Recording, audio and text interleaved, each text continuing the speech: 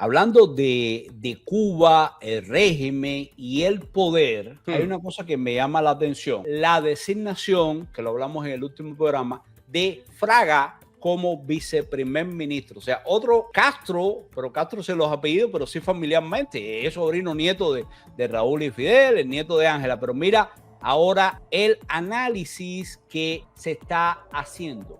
¿Por qué Oscar Pérez Oliva Fraga puede ser el próximo puesto a dedo?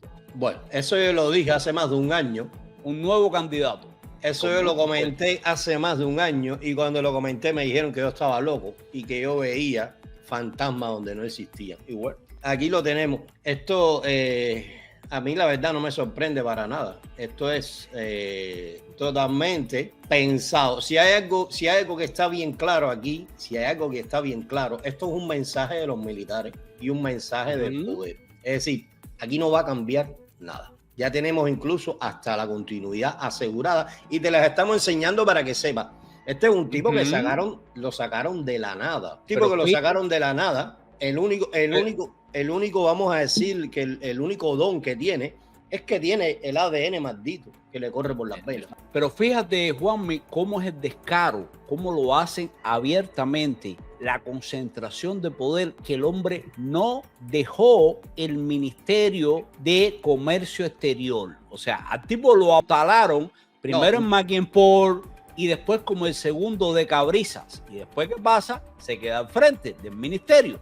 Ahora se convierte en un nuevo viceprimer ministro, pero un viceprimer ministro, ojo, controlando la entrada del billete.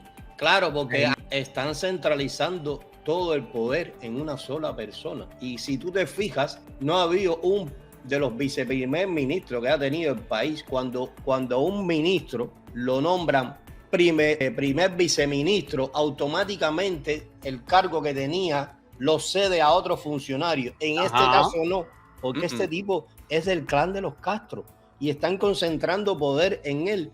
Es la figura decorativa, es el próximo dictador. Esto es cantado. Lo de Cabrizas, vamos a decir, la realidad es que lo vienen preparando hace mucho tiempo, porque el relevo ellos lo van midiendo. ¿Qué sucede? Ellos no contaban. Cabrizas, vamos a decir que es un mal necesario. Sí, claro. No era raulista, pero era el tipo que controlaba el dinero en Cuba. Y era el negociador por excelencia de pedir prórroga, deuda. Es el tipo que ha mediado con todos los robos y con todas las deudas que dejó la piedra Cagalito. ¿Qué sucede? A lo empiezan a preparar, pero ellos no contaban con que Cabrizas se iba a enfermar. Cabrizas se enferma, como dicen ellos, una penosa enfermedad, porque en Cuba todo es secreto de Estado. Empieza es decir, la enfermedad empieza a evolucionar a una velocidad descomunal. Los tratamientos no le hicieron efecto y ellos tienen que acelerar la subida de y lo sacan de la nada a la zona libre del Mariel. De la zona libre del Mariel lo sacan a viceministro. En 15 días de viceministro lo convierten en ministro y prácticamente, bueno, no les dio tiempo. No, tienen que hacer el express, porque ahora hay otra jugada que le falta, Juanmi. La Asamblea Nacional del Poder Popular, que es la que viene ahora. Pero él ya forma parte y él es diputado. Sí, pero tiene que subir. Mira.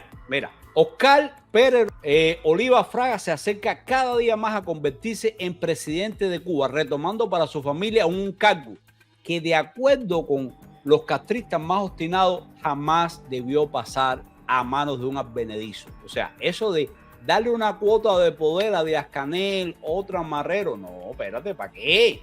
La familia se queda sin nada. Entonces ya Machi tiene a su hijo, acuérdate que todo el mundo estudia administración de negocios en Francia, en España, en Londres, aquí en los Estados Unidos incluso los tenemos. Entonces, ¿qué pasa? Habrá que esperar los próximos meses para que la Asamblea Nacional lo designe diputado. Aún no lo es. Ojo, que la familia vive aquí en los Estados Unidos. Ojo, que tiene varias empresas aquí en los Estados Unidos. Precisamente. Y ahí está. Fíjate, los comunistas cubanos, como lo demostraron hace unos días con la reactivación de Raúl Castro al frente del Consejo de Defensa Nacional, se saltan la Constitución, y si mañana quisieran sustituir a Díaz-Canel, incluso por Sandro Castro, lo harían sin necesidad de consultar a un parlamento. Acuérdate que está el Consejo de Defensa Nacional desenterrado que aparta a un lado de la Constitución y dice, échate para allá que esto es una emergencia y nosotros hacemos lo que nos da la gana. Fíjate, ¿por qué un sobrino y no el hijo? Que eso es lo importante, porque casi todo el mundo dice, coño, el tuerto. Pero nos enteramos que cuando el tuerto tuvo el poder de esta comisión anticorrupción que le respondía directamente a Raúl Castro, aquello se llamaba la Comisión Anticorrupción y de Seguridad Nacional, Raúl, Juanme, o sea, directo para Raúl y podía meter al agua al que le diera la gana. ¿Qué hace Alejandro Castro Espín? Se mete con López Miera, con Polito y con los altos mandos de la FARC y manda a investigarlo. Esta gente, por supuesto, con las conexiones que tienen, se enteraron y de inmediato le tocaron la puerta a Raúl. Coincide con todo esto de los diplomáticos americanos y canadienses que lo dejaron sordo para el carajo con los ataques sónicos, y de pronto resulta ser que disuelven la comisión y Alejandro Castro Espín se queda sin cargo. ¿Qué te parece? Esto no fue una casualidad. Por lo tanto, hay mucho odio y rencor entre la Junta Militar Cubana contra Alejandro Castro. O sea, no puede ser el heredero. Sí, pero eso era cuando estaba en vida todavía López Calleja. Ahora mismo no hay una figura militar con más poder que Alejandro Castro. Si tú me preguntas a mí, yo te digo sí, pero a la que sombra, este Fraga va a ser la marioneta, va a ser el dictador de turno. Pero el que va a mover todo eso, el que mueve los militares, el que controla la represión en Cuba, el que controla la máquina de terror, fíjate tú, el aparato represivo es Alejandro Castro. Es el que está en la sombra. Es el cerebro maquiavélico y es al que todos temen. Y hay que tener esto es a la sombra de Raúl Castro, Juanmi. Sí, está a la sombra de Raúl Castro, pero cuando Raúl Castro no esté, no hay nadie por encima de él. No hay nadie que tenga la jerarquía que tiene él. Una cosa es que no tenga el carisma, una cosa es que no tenga liderato, que no tenga estrella, que no sea un tipo de palabreo, que no sea un orador, como si lo pudiera hacer otro, que no esté preparado. Pero lo que se necesita, la mente fría, detrás de una dictadura, este es el delincuente que la tiene. Bueno, yo creo que es el que va a estar detrás de todo eso. Bueno, a Alejandro Castro, recuerda que en su momento, cuando lo estaban construyendo, que lo llevaba a las negociaciones con el Papa, con Obama, le fabricaron un par de libros y el tipo se convirtió en autor de libros y toda esta historia. Igual que Díaz-Canel y la Machi. Bueno, Raúl Castro acaba de publicar 9 tomos sí, claro, de las obras escogidas.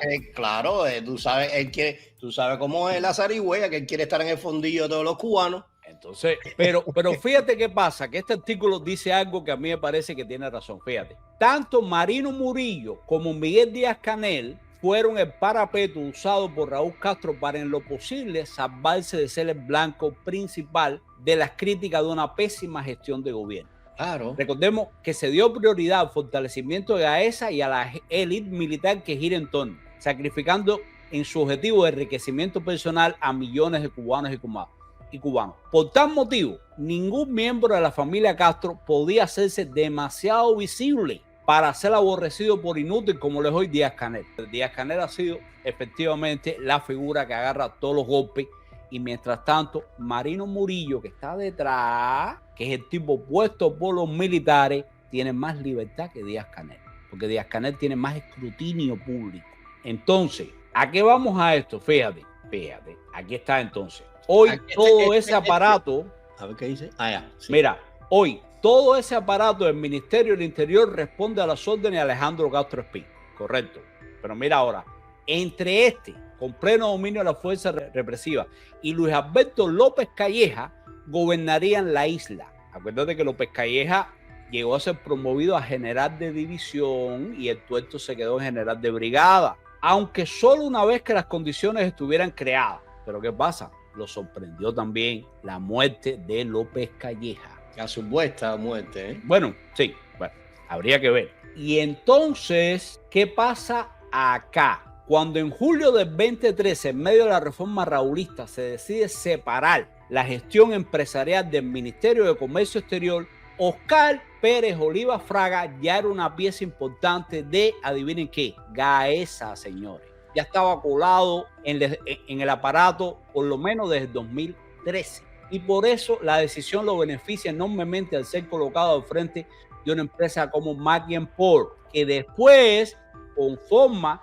el grupo empresarial de comercio exterior. Y así es que lo cuelan. Así es que empieza ahora. ¿Qué pasa? La muerte de López Calleja, por supuesto, cambia su suerte y hay que reevaluar por dónde lo cuelan. También la muerte también de, ¿cómo se llama este? De Cabriza. De Cabriza acelera todo este proceso, claro, porque ellos siempre tienen un señuelo para mantenernos entretenidos, vamos a decirlo. Lo que pasa es que ellos no contaban primero con que López Calleja se iba a ir así repentinamente, y luego este señor que se fue deteriorando, sí, tuvieron que mandarse a correr prácticamente. Y bueno, ya después cuando uno vio que Cabriz, dando la noticia de su muerte, es que tú dices, por eso esto el corre que tiene. Porque claro, te estaban preparando a este tipo. Ellos siempre tenían a dos que te los estaban vendiendo como... Sí. Y había uno que sí venía serio, fíjate.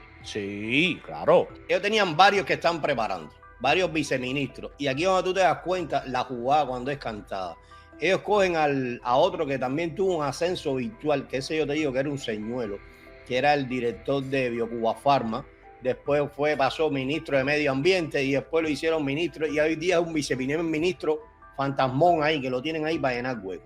Y el otro que tenían, que sí era de los favoritos, sí confiaba mucho, Calleja, Raúl, confiaba mucho en él, era el de los hermanos de la mafia, como le digo, decía el José Luis Perdomo de Ilela. Exacto. Esos empezaron a tomar mucho poder, pero vamos a decir que la corrupción de ellos terminó pasándole factura.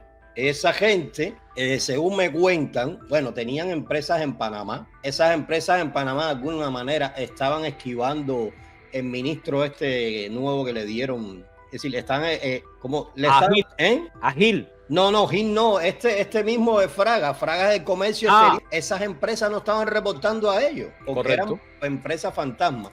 Pero según me cuentan, Perdomo de Ilela comete de entre tantos errores, cometió un error que empezó a apoderarse del negocio de los correos y de los envíos en Cuba. Eso es lo que y ese negocio de la paquetería le pertenece al Cangrejo.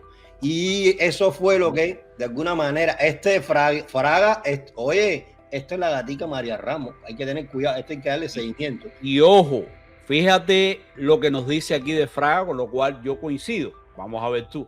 Oscar Pérez Oliva Fraga es un Castro sin apellido, pero a pesar de ese detalle, no es precisamente la sangre lo que lo hace idóneo, sino su condición de ejemplar único en una familia que en su mayoría se encuentra sobrada de inútiles y vagos, dispersa por medio mundo y tal vez poniéndose a salvo de lo que puede suceder en el futuro. Acuérdate que Raúl no es Fidel Castro se murió y los hijos como Tony Castro y Alex sí se quedaron con dinero y toda esta historia, pero nunca aspiraron a un poder político como tal. Y tú no puedes perder lo que no tienes. O sea, ellos nunca lo tuvieron, pero ahora, una vez que desaparezca Raúl, si a los herederos del poder les da la gana de eliminar al Cangrejo, a Sandrito, al que le dé la gana, lo podrían hacer. Pero ¿qué pasa si tú tienes un salvaguarda de la misma familia?